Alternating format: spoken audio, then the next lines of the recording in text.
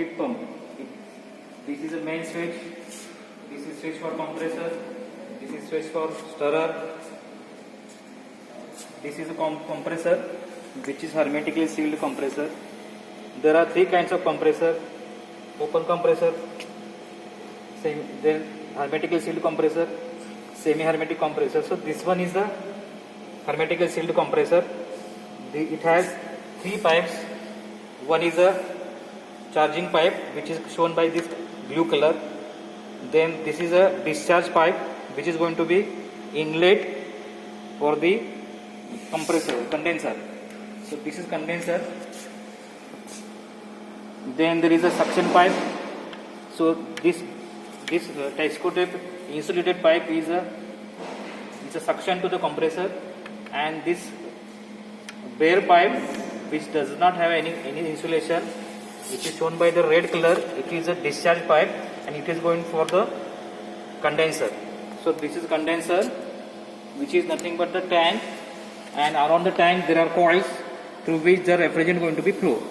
So this is condenser.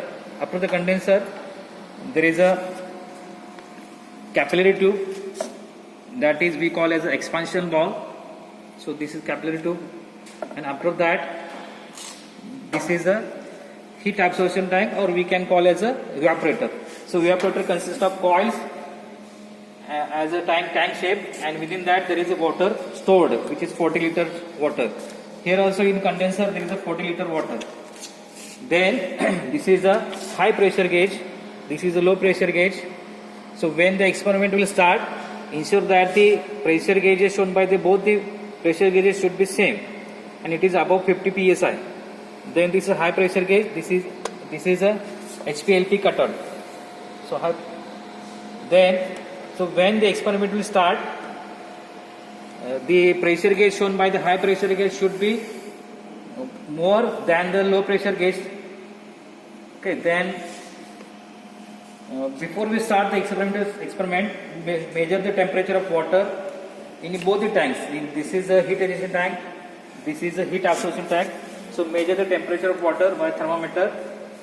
Then take down the pressure gauges, suction pressure gauge, high pressure gauge. Also take down the measurement of energy meter. Then this is a dryer. What is the purpose of dryer? It will dry out any external material or water vapors are there. It will dry out, and it will send the clean refrigerant. So refrigerant usually here is R134A refrigerant. So when we start the main switch, then start the stirrer motor. Okay, so these are the stirrer motors which are kept in a heat radiation tank and heat absorption tank. So what is the purpose of this stirrer?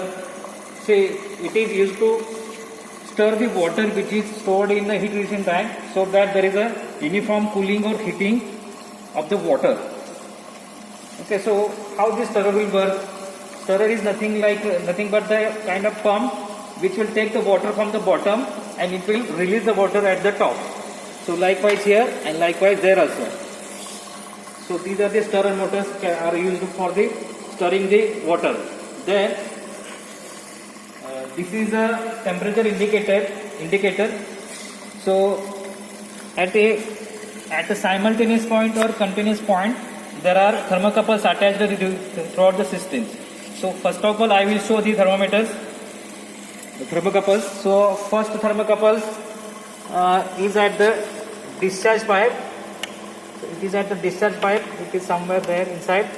Then it will go to the condenser, which is nothing but the heat rejection tank. Here it will take down the temperature of water.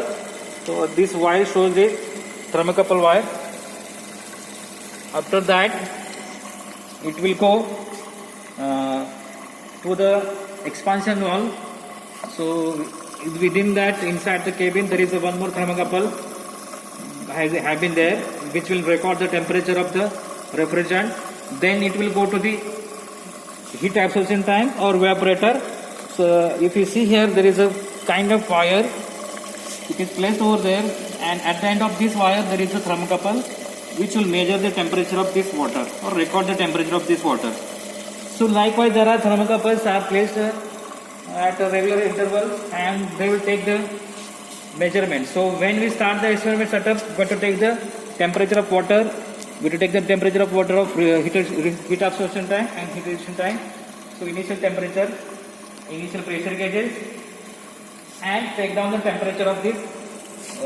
So here if you see that at point number 1 there is a discharge gas temperature.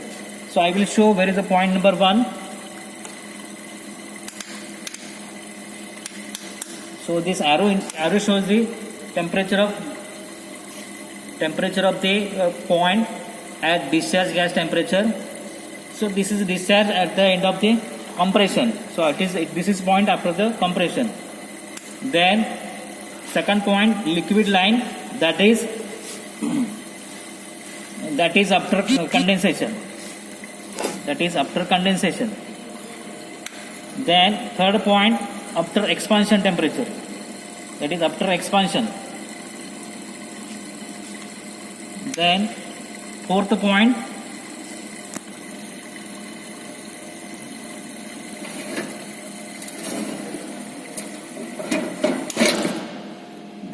fourth point is suction gas temperature. Fifth point is absorption tank temperature and gas line temperature.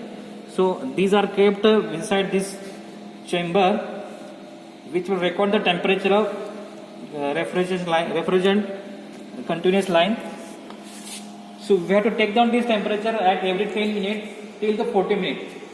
So this is all about this setup. And before we start this setup, I mentioned that this is kept at level. Okay, thank you.